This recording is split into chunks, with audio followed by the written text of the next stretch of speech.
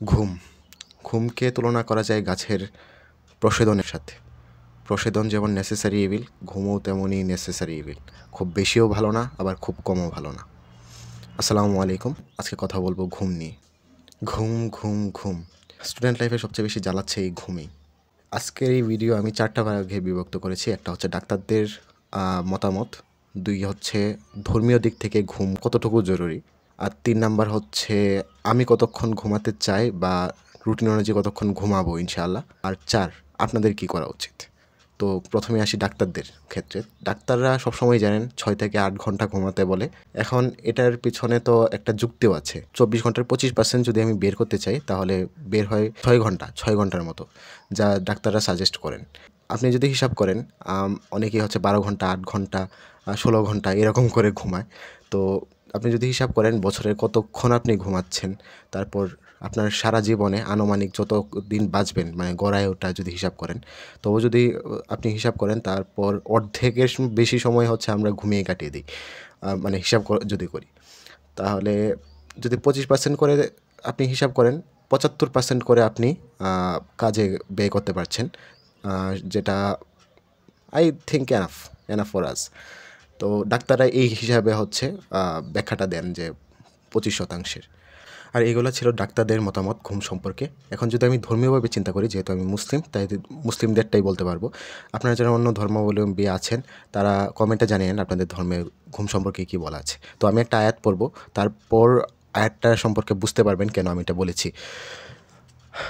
সূরা রুমের আয়াত নাম্বার 23।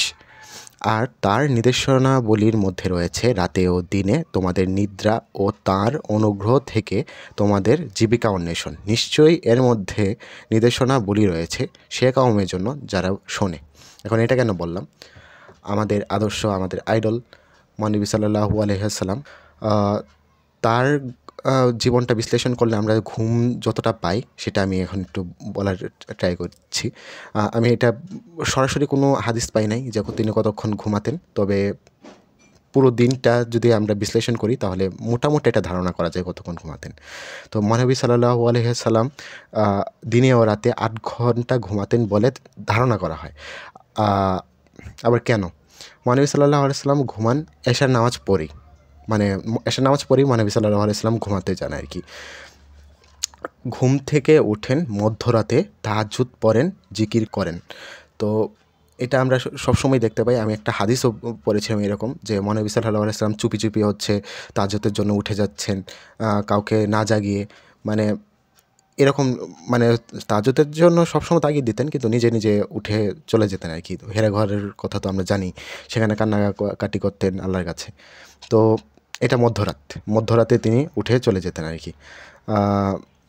ফজরের পর আর ঘুমাতেন না।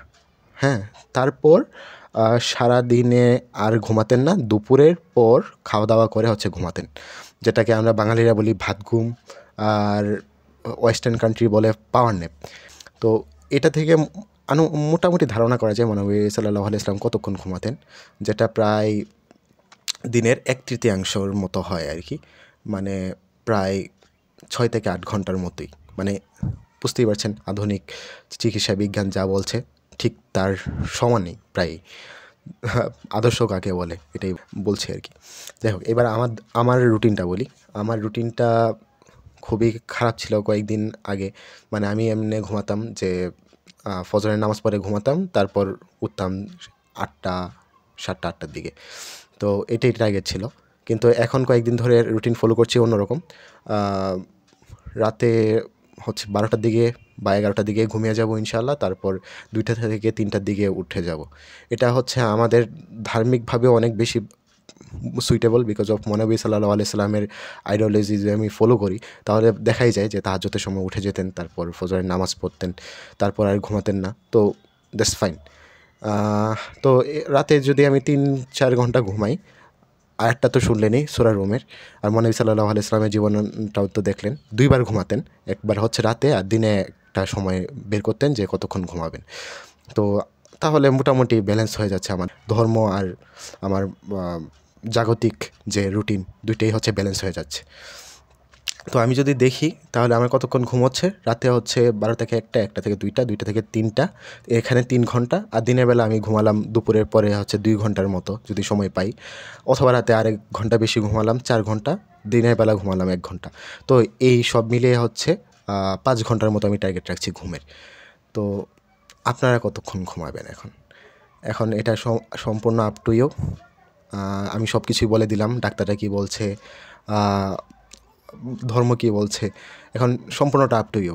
এখন আপনার কি আগামীকালকে এক্সাম আছে কি না, এইচএসসি এক্সাম থাকতে পারে, এসএসসি এক্সাম থাকতে পারে, আপনার মারাত্মক কোনো একটা এক্সাম থাকতে পারে, সারাদিন কিছুই পড়া হয় নাই, সারা রাত জাগতে হবে, তখন তো এটা অন্যরকম।